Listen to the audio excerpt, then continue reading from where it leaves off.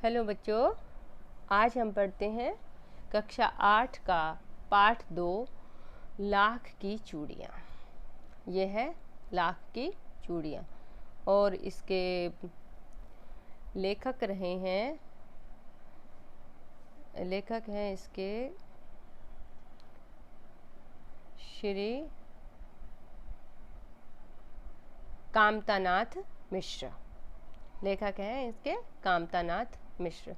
उन्होंने इस कहानी में एक बड़ा ही समय परिवर्तन भी दिखाया है और मार्मिक दृश्य का वर्णन भी किया है और इस कहानी का बड़ा ही सुंदर मानवीकरण भी किया है कि देखो कहानी किस तरह से बदलती है, किस तरह से जीवन परिवर्तन होता है और जो हमारा ये समाज है कितनी जल्दी कितना परिवर्तित हो जाता है।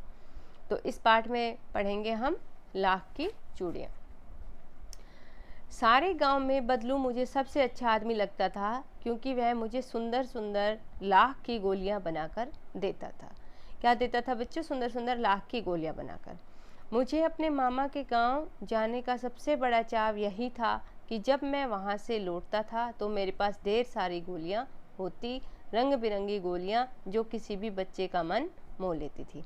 मतलब वो जो बदलू काका जो थे, बदलू मामा जो थे, वो उनको क्या देता था? बहुत सारी लाख की चूड़ियाँ बना कर देता था और लेखक उसको अपने घर ले आता था जो कि उससे बहुत ही आकर्षित करती थी, बहुत सुंदर लगती थी। वैसे तो मेरे मामा के गांव का होने के कारण मुझे बदलू को बदलू मामा कहना चाहिए था। लेखक ये कहता है कि मुझे बदलू मामा कहना चाहिए था क्योंकि हम मामा के गाँव में सभी मामा नाना होते हैं, परंतु मैं बदलू मामा न कहकर बदलू काका कहा करता था। क्या कहता था लेखक? बदलू काका। जैसा कि गांव के सभी बच्चे उसे कहा करते थे, मतलब गांव के सभी बच्चे उसे काका कहते थे, इसलिए लेखक भी उसको काका बोलता था। बदलू का मकान कुछ ऊंचे पर बना था। मकान के सामने बड़ा सा सहन था। सहन का अर्थ है एक खुला सा चौक था जिसमें जिसमें जिसमें जिसमें एक पुराना नीम का वृक्ष लगा था। उसके ऊपर था नीम का वृक्ष। उसी के नीचे बैठकर बदलू अपना काम किया करता था। बगल में भट्टी दहकती थी। भट्टी जिसमें आग से लकड़ियां जलती रहती हैं, तेज आग, उसको भट्टी बोलते हैं, जिसमें वह लाख पिघलाया करता था। सामने एक लकड़ी की चौखट पड़ी रहती थी जिस पर लाख के मुलायम होने पर वह सलाख के समान पतला करके, सलाख था, अभी शब्दार्थ में भी हमने इसको पहले बताया था कि सलाख होती है एक लकड़ी की बनी हुई छड़, एक लकड़ी की बनी हुई डंडी, उसको सलाख कहते हैं। तो सलाख के समान उसको पतला करके चूड़ी का आकार देता था। पास में 4-6, सलाख का अर्थ होता है सलाई, उसके पास में 4-6 विभिन्न आकार की बेलन नुमा यानी बेलन जैसी मुंगेरियां रखी रहती थी। मुंगेरियां होती है एक लकड़ी, गोल लकड़ी जिसके ऊपर चूड़ी लपेटता था, उसको मुंगेरियां बोलते हैं, जो आगे से कुछ पतली और पीछे से मोटी होती थी। लाख की चूड़ी का आकार देकर वह उन्हें मुंगेरियों पर चढ़ाकर गोल और चिकना बनाता और तब एक एक कर पूरे हाथ की चूड़ियां बना चुकने के बाद वह उन पर रंग करता था, अर्थात उन्हें रंग बिरंगी बनाता था। बदलू ये कार्य सदाई एक मचिए पर, मचिया होता है एक छोटी सूतली या धागे से बनी हुई एक छोटी खाट, जिसको हम आम भाषा में पीढ़ा या पीढ़ी भी बोलते हैं, उस पर बैठकर किया करता था, जो बहुत ही पुरानी थी। बगल में उसका हुक्का रखा रहता था जिसे वह बीच बीच में पीता रहता था। गांव में मेरा दोपहर का समय आपको पता है, नून, जब सूर्य सिर पर होता है उस समय को कहते हैं दोपहर का अधिकतर समय बदलू के पास बीतता। वह मुझे लल्ला कहता था। क्या कहता था? लल्ला। और मेरे पहुंचते ही मेरे लिए एक मचिया मंगा देता, अर्थात मुझे बैठने के लिए जगह देता। मैं घंटों बैठे बैठे उसे इस प्रकार की चूड़ियाँ बनाते देखता रहता। लगभग रोज ही वह 4-6 जोड़े चूड़ियाँ बनाता। पूरा जोड़ा बना लेने पर वह उसे बेलन पर चढ़ाकर कुछ क्षण चुपचाप देखता रहता, मानो वह बेलन न होकर किसी नववधु यानी नई नवेली दुल्हन की कलाई हो। कलाई का अर्थ होता है हाथ हो, यानी उस पर उस मुंगेरिया पर उसको ऐसे देखता था मानो वह किसी के हाथ में सजी हुई हो। बदलू मनिहार था। मनिहार कौन होता है भाई? जो चूड़ी बनाने का काम करता है उसको कहते हैं मनिहार। चूड़ियाँ बनाना उसका पैतृक पेशा था, मतलब उसके फादर और फोर फादर भी इसको करते थे और वास्तव में वह सुंदर चूड़ियाँ बनाता था। उसके बनाई हुई चूड़ियों की खपत भी बहुत थी, मतलब डिमांड, उनकी डिमांड भी बहुत ज़्यादा थी। वो लोग बाग उसको पसंद करते थे। उसके गांव में तो सभी स्त्रियां उसकी बनाई हुई चूड़ियाँ पहनती ही थी। आसपास के गांव के लोग भी उससे चूड़ियाँ ले जाते थे, परंतु वह कभी भी चूड़ियों को पैसों से ना बेचता था, यानी चूड़ियाँ बेच करके पैसे नहीं लेता था। उसका अभी तक वस्तु विनिमय का तरीका था और लोग अनाज के बदले उसे चूड़ियाँ ले जाते थे। वस्तु विनिमय होती है बेटा कि जो एक चीज़ लेकर के उसके बदले में अनाज देना, तो बदलू वही तरीका अपनाता था और उसके अनाज के बदले में चूड़ियाँ देता था। बदलू स्वभाव से बहुत सीधा था। मैंने कभी उसे किसी से झगड़ते नहीं देखा। लेखक कहता है कि कभी उसका स्वभाव झगड़ालू नहीं देखा। हाँ, शादी विवाह के अवसरों पर वह अवश्य जिद पकड़ता था। जीवन भर चाहे कोई उससे मुफ्त चूड़ियाँ ले जाए, परंतु वह विवाह के अवसर पर वह सारी कसर निकाल लेता था, अर्थात विवाह के अवसर पर वह अपना हक समझ करके लोगों से अपनी चूड़ियों की कीमत लेता था। आखिर सुहाग के जोड़े का महत्व ही और होता है। मुझे याद है मेरे मामा के यहाँ किसी लड़की के विवाह पर जरा सी किसी बात पर बिगड़ गया था और फिर उसको मनाने में लोहे लग गए थे। विवाह में इसी जोड़े का मूल्य इतना बढ़ जाता था कि उसके लिए उसकी घरवाली को सारे वस्त्र मिलते, ढेरों अनाज मिलता, उसको अपने लिए पगड़ी मतलब सिर पर बांधने वाला साफा भी मिलता था और रुपए जो मिलते सो अलग, और उससे जो रुपए मिलते थे वो अलग ही थे। यदि संसार में बदलू को किसी बात से चिढ़ का अर्थ होता है नफरत थी तो वह थी कांच की चूड़ियों से। कांच की चूड़ियों से उसको कुछ चिढ़ थी। यदि किसी भी स्त्री के हाथों में उसे कांच की चूड़ियाँ दिख जाती तो वह अंदर ही अंदर कुढ़ उठता था। कुढ़ना मतलब दुखी होना, और कभी कभी तो 2-4 बातें भी सुना देता था। मुझसे तो वह घंटों बातें किया करता था।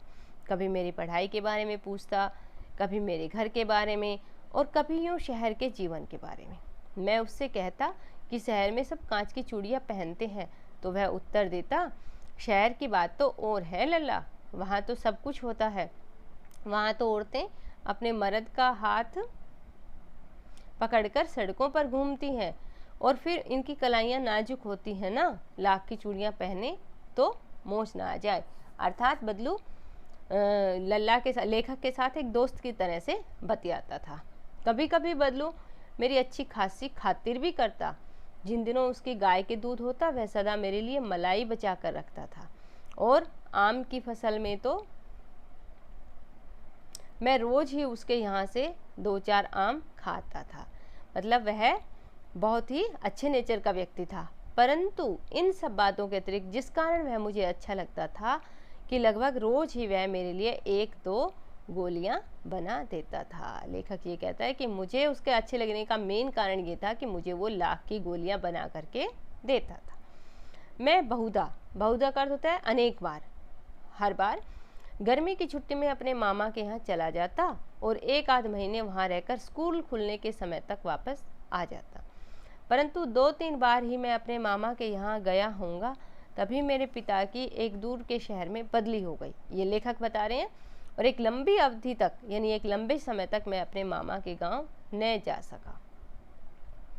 तब लगभग 8-10 वर्षों के बाद जब मैं वहां गया तो इतना बड़ा हो चुका था कि लाख की गोलियों में मेरी रुचि नहीं रह गई थी। अर्थात लेखक उस अपने बचपन से थोड़ा ऊपर उठ गया था। अतः गांव में होते हुए भी कई दिनों तक मुझे बदलू का ध्यान न आया। इस बीच मैंने देखा कि गांव में लगभग सभी स्त्रियां कांच की चूड़ियां पहने हैं। विरले का अर्थ है कि किसी एक आध हाथों में ही मैंने लाख की चूड़ियाँ देखी। तब एक दिन सहसा मुझे बदलू का ध्यान हो आया। बात यह हुई कि बरसात में मेरे मामा की छोटी लड़की आंगन में फिसलकर गिर पड़ी और उसके हाथ की कांच की चूड़ी टूटकर उसकी कलाई में घुस गई और उससे खून बहने लगा। मेरे मामा उस समय घर पर ना थे, मुझे उसकी मरहम पट्टी करनी पड़ी। तभी सहसा मुझे बदलू का ध्यान हुआ आया। मैंने सोचा कि उससे मिल आऊं। अतः शाम को मैं घूमते घूमते उसके घर चला गया। बदलू वहीं चबूतरे पर नीम के नीचे एक खाट पर लेटा था। ये लेखक अपने बचपन से कुछ समय बाद की बातें बता रहा है, जब वो 8-10 वर्ष बाद लेखक के उसके पास बदलू के पास आता है। नमस्ते बदलू काका, मैंने कहा। नमस्ते भैया। उसने मेरी नमस्ते का उत्तर दिया और उठकर खाट पर बैठ गया, परंतु उसने मुझे पहचाना नहीं और देर तक मेरी ओर निहारता रहा अर्थात मुझे देखता रहा। मैं हूँ जनार्दन काका, आपके पास से गोलियां बनवा कर ले जाता था। मैंने अपना परिचय दिया। वो बदलू तो उसको क्या कहता था, लल्ला, लेकिन नाम क्या था, जनार्दन। बदलू फिर भी चुप रहा, मानो वह अपने स्मृति पटल पर अतीत के चित्र उतार रहा हो अर्थात उसकी वह समझो कि याद कर रहा हो। तब वह एकदम बोल पड़ा, आओ आओ लल्ला, बैठो, बहुत दिनों बाद गांव आए। हाँ, इधर आना नहीं हो उसका काका, मैंने चारपाई पर बैठते हुए उत्तर दिया। कुछ देर फिर शांति रही। मैंने इधर उधर दृष्टि दौड़ाई अर्थात देखा। ना तो मुझे उसकी मचिया ही नजर आई और ना ही भट्टी, यानी जो उस समय उसका पेशा था वो अब समाप्त हो चुका था। आजकल काम नहीं करते काका, मैंने पूछा। नहीं लल्ला, काम तो कई साल से बंद है। मेरी बनाई हुई चूड़ियाँ कोई पूछे तब तो। गांव गांव में कांच का प्रचार हो गया है। वह कुछ देर चुप रहा, फिर बोला, मशीन युग है ना यह लल्ला, आजकल ये सब काम मशीन से होता है। खेत भी मशीन से जोते जाते हैं और फिर जो सुंदरता कांच की चूड़ियों में होती है, लाख में कहाँ संभव है। अर्थात वो बता रहा था कि अब इस तरह से मैंने काम बंद कर दिया है। लेकिन कांच बड़ा खतरनाक होता है, बड़ी जल्दी टूट जाता है। मैंने कहा, नाजुक तो फिर होता ही है लल्ला। कहते कहते उसे खांसी आ गई और वह देर तक खांसता रहा। मुझे लगा उसे दमा है, दमा अर्थात पुरानी खांसी। अवस्था के साथ साथ उसका शरीर ढल चुका था। ढलना मतलब कमजोर होना। उसके हाथों पर, माथे पर नसें उभर आई थी। जाने कैसे उसने मेरी शंका भांप ली और बोला, दमा नहीं है मुझे, फसली खांसी है। फसली खांसी अर्थात जो मौसम के अनुसार हो जाती है। यही महीने 2 महीने से आ रही है, 10-15 दिन में ठीक हो जाएगी। मैं चुप रहा। मुझे लगा उसके अंदर कोई बहुत बड़ी व्यथा छिपी है। व्यथा का अर्थ होता है दुख। मैं देर तक सोचता रहा कि इस मशीन युग ने कितने हाथ काट दिए अर्थात कितने लोगों को बेरोजगार बना दिया।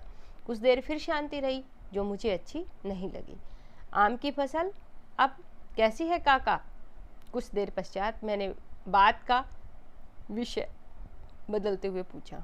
अच्छी है लल्ला, बहुत अच्छी है, उसने लहक कर उत्तर दिया और अंदर अपनी बेटी को आवाज़ दी, अरे रज्जो, लल्ला के लिए आम तो ले आ। फिर मेरी ओर मुखातिब होकर बोला, माफ़ करना लल्ला, तुम्हें आम खिलाना भूल गया था। नहीं नहीं काका, आम तो इस साल बहुत खाए हैं। वाह वाह, बिना आम खिलाए कैसे जाने दूंगा तुमको। मैं चुप हो गया। मुझे वो दिन याद हुआ है जब वह मेरे लिए मलाई बचा कर रखता था। गाय तो अच्छी है ना काका? मैंने पूछा। गाय कहाँ है लल्ला, 2 साल हुए बेच दी, कहाँ से खिलाता। इतने में रज्जो, उसकी बेटी, अंदर से एक डलिया में ढेर सारे आम ले आई। ये तो बहुत है काका, इतने कहाँ खा पाऊंगा, मैंने कहा। वाह वाह, मैं हंस पड़ा। शहरी ठहरे ना, मैं तुम्हारी उम्र का था तो इसके चौगुने आम एक बखत में खा जाता था। एक बखत का अर्थ है एक बारी में, एक बार बैठ करके। आप लोगों की बात और है, मैंने उत्तर दिया। अच्छा बेटी, लल्ला को 4-5 आम छांट कर दो, सिंदूरी वाले देना। देखो लल्ला कैसे हैं, इसी साल से ये पेड़ तैयार हुआ है। रज्जो ने 4-5 आम अंजुली में लेकर मेरी ओर बढ़ा दिए। आम लेने के लिए मैंने हाथ बढ़ाया तो मेरी निगाह एक क्षण के लिए उसके हाथों पर ठिठक गई। गोरी गोरी कलाइयों पर लाख की चूड़ियाँ बहुत ही फब रही थी अर्थात सुंदर लग रही थी। फबना अर्थात होता है सुंदर लगना, सजना। तो उसको बहुत ही सुंदर लगी वो लाख की चूड़ियाँ। बदलू ने मेरी दृष्टि देख ली और बोल पड़ा, यही आखिरी जोड़ा बनाया था। जमींदार साहब की बेटी के विवाह पर 10 आने पैसे मुझको दे रहे थे। मैंने जोड़ा नहीं दिया, कहा शहर से ले आओ। मैंने आम ले लिया और खाकर थोड़ी देर पश्चात चला आया। मुझे प्रसन्नता हुई कि बदलू ने हार कर भी हार नहीं मानी थी। उसका व्यक्तित्व कांच की चूड़ियों के जैसा नहीं था कि आसानी से टूट जाए, अर्थात वह अब भी अपने पेशे से प्यार करता था और उसने हार ना मानते हुए अपनी चूड़ियों को 10 आने में उस शहरी बाबू को या जमींदार साहब को नहीं दिया। तो बच्चों, मुझे लगता है कि आपको ये पाठ समझ में आया होगा। कामतानाथ मिश्र ने इस पाठ को बड़ा ही मार्मिक ढंग से प्रस्तुत किया है, तो आप इस पाठ को पढ़ें, बड़ा ही अच्छा पाठ है। और अब अगले वीडियो में हम आपको इसके अभ्यास के प्रश्न कराएंगे। धन्यवाद।